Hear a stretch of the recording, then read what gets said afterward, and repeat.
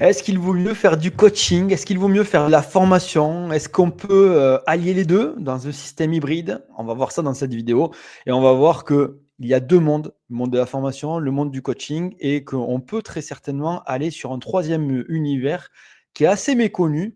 Et je ne sais pas si vous avez déjà entendu parler d'Afest, mais on va voir ce que c'est, on va voir en détail comment on peut faire en sorte de lier tout ça.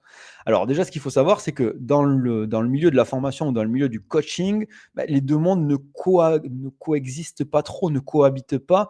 Et on a souvent des coachs qui sont anti-formation et des formateurs qui sont anti-coaching. Et c'est dommage puisque les deux devraient s'inspirer. Les différences, en gros, si je schématise très simplement, c'est que le coaching est plutôt basé sur les savoir-être. Alors bien sûr, on va faire acquérir des compétences à la personne, du savoir-faire, du savoir, mais en gros, la base, c'est le savoir-être. Et sur la formation, on partira plutôt des savoirs, savoir-faire, et il y aura un tout petit peu de savoir-être. Voilà, en gros, les différences. Alors à moins, c'est l'acquisition de compétences. Et si on schématise encore, la formation classique est plutôt basée sur l'acquisition de compétences dans le milieu professionnel. Et le coaching, ça peut être dans le milieu professionnel ou pas. Voilà. Là, vous avez on va dire, j'ai vraiment caricaturé, mais vous avez les deux éléments qui concernent le coaching et la formation. Il y a un troisième élément qui est intéressant et qui va amener et qui va grouper un petit peu le coaching et la formation, c'est ce qu'on appelle l'AFEST. L'AFEST, c'est quoi? C'est l'action, ce sont les actions de formation en situation de travail. C'est-à-dire qu'on vient former quelqu'un pendant qu'il est en train de travailler. On ne va pas former quelqu'un en salle avec un tableau à l'ancienne, un petit peu comme à l'école. On va venir lui apporter ses compétences sur son lieu d'exercice. Il va y avoir pas mal d'avantages et on va les lister. Je vais lister rapidement les avantages pour voir comment un coach ou un formateur peut s'intégrer justement dans ce dispositif qu'est la FEST. Donc le premier avantage, c'est que là, votre apprenant, votre stagiaire, il est dans le monde réel, il est dans le monde qu'il connaît tous les jours. Donc, il va apprendre dans son contexte. Et il ne va pas être assis en train d'apprendre et de devoir mettre en place plus tard. Donc, voilà, gros apport de compétences et appuyé sur le fait que il est dans son élément. Et on vient lui apporter des compétences dans son propre élément. Il va être bien sûr beaucoup plus motivé, votre apprenant, votre stagiaire, puisque il est là, il connaît son lieu de travail, il sait ce qu'il fait au quotidien. Et vous, si vous venez lui apporter des éléments, il va pouvoir expliquer pourquoi il fait ça ou ça. On va avoir un transfert opérationnel direct, immédiat. Il va pouvoir vous dire, OK, j'ai compris, OK, je sais le faire, voyons, je vais essayer de le faire. Et ça, c'est très intéressant. On va pouvoir, et on va avoir dans les phases qu'on va voir par la suite de la feste, personnaliser le parcours. On va pouvoir s'adapter au rythme, s'adapter aux compétences de la personne qu'on a en face et vraiment lui faire un parcours individualisé. On a en plus de ça une reconnaissance institutionnelle. Contrairement au coaching, la FEST, c'est reconnu par le Code du travail, donc éligible à la formation professionnelle. Ça veut dire que si vous avez la certification Calliope, vous pouvez venir faire prendre en charge cette AFEST, ces actions de formation en situation de travail. Donc, si je vous mets là ici, c'est pour titiller un petit peu les coachs, hein, je ne suis pas du tout contre les coachs, mais ça compte pour de vrai, en tout cas dans le système français. Ça peut être pris en charge. Donc, voilà. Un autre gros avantage, si vous avez des tarifs assez élevés, ça peut être pris en charge par les dispositifs type OPCO, type fonds d'assurance formation, etc. Donc, on va voir maintenant les phases.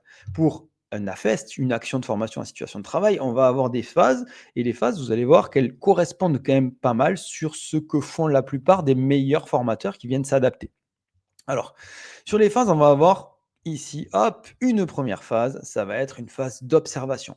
On va observer la personne, le stagiaire en situation de travail, on va voir ce qu'il fait, on va voir comment il le fait, et à la fin de cette observation, qui peut prendre 2 heures, 3 heures, une journée, suivant le métier et on va dire l'apport de compétences qu'on veut apporter sur la suite, eh bien, on va analyser et on va réfléchir. On va réfléchir à pas mal de choses, notamment, hop, un parcours. Alors là, malheureusement, c'est dessous. On va réfléchir à un parcours.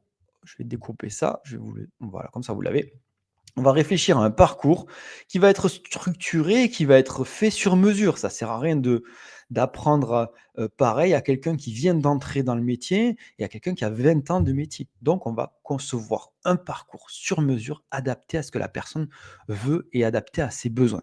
Donc là, l'idée, c'est de concevoir ses objectifs, les séquences d'apprentissage, de faire les évaluations en fonction de son niveau, si elle a un niveau très avancé ou débutant, et voilà, on va dire de schématiser tout ça pour que ça prenne forme, hop, sur la formation. La formation qui vient, on va dire la formation avant, pendant, après son temps de travail. La personne, quand elle est en situation de travail, mais vous savez que avant de, elle va très certainement préparer son poste de travail, préparer ce qu'elle va faire par la suite, et après. D'accord. Donc là, on va entrer sur la phase de formation. Et on va bien sûr la mettre en situation, faire en sorte que la personne, elle analyse ce qu'elle fait, pourquoi elle le fait, comment elle le fait. Et une fois qu'on a fait tout ça, cette phase de formation, eh bien, on aura une dernière phase, ça va être le bilan.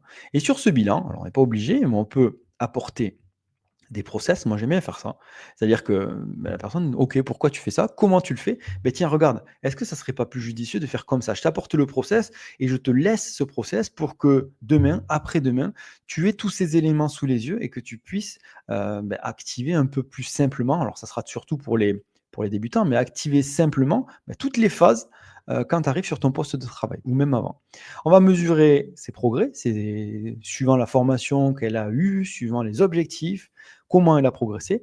Et on va bien sûr, en même temps qu'on les mesure, on va les évaluer. Comme ça, on a une notation sur les acquis. On peut mettre une note sur l'évolution des compétences. Donc, voilà, très intéressant d'aller sur ces éléments-là.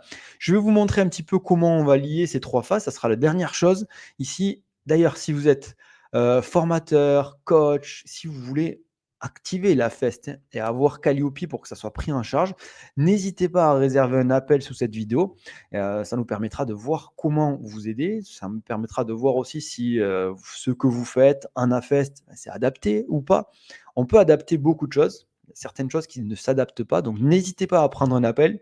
Je vous aiderai, je vous mettrai un plan d'action pour aller jusqu'à Calliope et pour pouvoir vendre justement ces actions de formation en situation de travail. Alors ici, on va comparer justement coaching, formation, AFEST. On va voir un petit peu les différences, les similitudes. Donc, et surtout les similitudes d'ailleurs. Comme ça va vous permettre en tant que coach et que formateur de vous projeter sur ce dispositif qui est trop méconnu et pas assez utilisé. Donc, le but, dans tous les cas, c'est de développer les compétences, plutôt basées sur le savoir-être d'un côté, sur le coaching, plutôt basé sur les savoirs et savoir-faire de l'autre.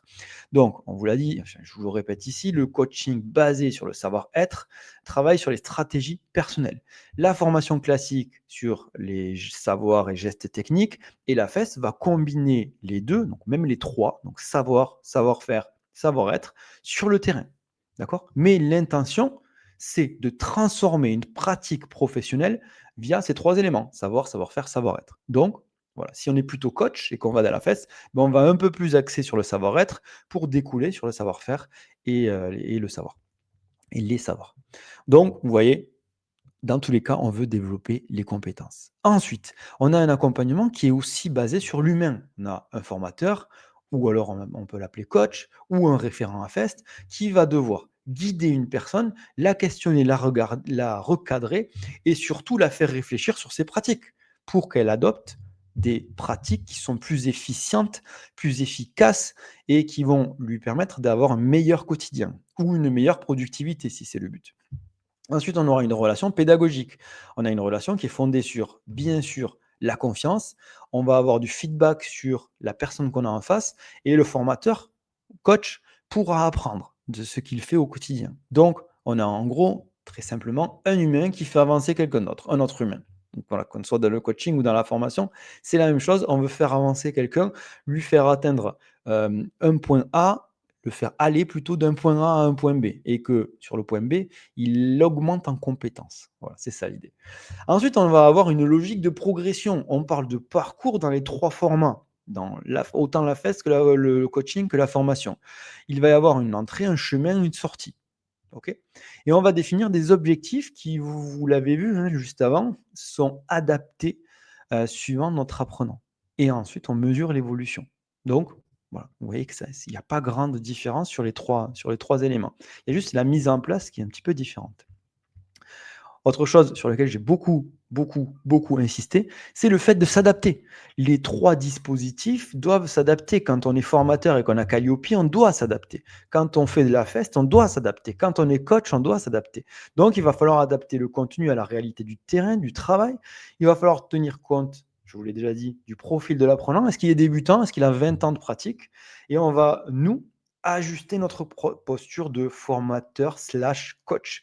C'est-à-dire qu'il va falloir qu'on s'adapte, nous aussi, par rapport à la personne qu'on a en face. Et quand on va s'adapter, la personne va encore mieux en prendre et va encore mieux avoir envie d'apprendre avec nous. Donc c'est ça l'idée. Et le dernier élément, c'est faire en sorte qu'il y ait de la réflexivité, c'est-à-dire qu'on va passer par des études, pas des études, des exercices où la personne va analyser ce qu'elle faisait jusqu'à maintenant. Et nous, on va étudier ces cas, c'est-à-dire, voilà, toi, je sais que tu fais ça. Moi, la semaine dernière, j'ai été sur un AFEST avec une personne qui le faisait de cette manière-là. Est-ce que tu ne penses pas que c'est mieux? Voilà, c'est ça l'idée. C'est d'arriver à faire réfléchir la personne en face de nous, via des situations, via, pas mal de choses. Donc en coaching, vous savez que si vous êtes coach et que vous m'écoutez, c'est le cœur du dispositif, faire réfléchir la personne via du questionnement. Ça se fait aussi en AFEST. Donc en AFEST, on va aller sur toutes les mises en situation, on va décortiquer ce qui a marché ou non. On peut faire ça avec le cas, que l'on voit aujourd'hui, ou alors avec des cas que nous, on a vécu auparavant pour mettre en situation et dire: «Voilà, comme je vous ai dit tout à l'heure, est-ce que tu ne penses pas que c'était mieux, que ça serait mieux de faire comme ça?» Et donc l'idée, c'est de faire, de NAFEST un apport de compétences lié sur ces 3 éléments, d'accord? Savoir, savoir-faire, savoir-être. Donc voilà, j'espère que ça vous éclaire ce système d'AFES. Si vous êtes coach, si vous êtes formateur, si vous avez envie d'aller sur de l'AFES, n'hésitez pas à prendre un rendez-vous avec moi. Je ne vais pas vous manger. C'est un rendez-vous où on discute, si on voit si c'est adapté pour vous ou pas. Et si c'est adapté, je vous explique le chemin à parcourir et je vous montre comment je peux vous aider à parcourir ce chemin pour mettre en place de la FEST, faire en sorte que cette AFEST soit pris en charge par les financements, les divers financements disponibles en France. Donc voilà, vous connaissez le CPF, vous connaissez peut-être les OPCO, vous connaissez peut-être les fonds d'assurance formation, vous connaissez les financements, les prises en charge par France Travail, voilà, qui s'appelait Pôle emploi. Donc voilà, n'hésitez pas à prendre rendez-vous. Moi, je vous dis à très bientôt dans une prochaine vidéo.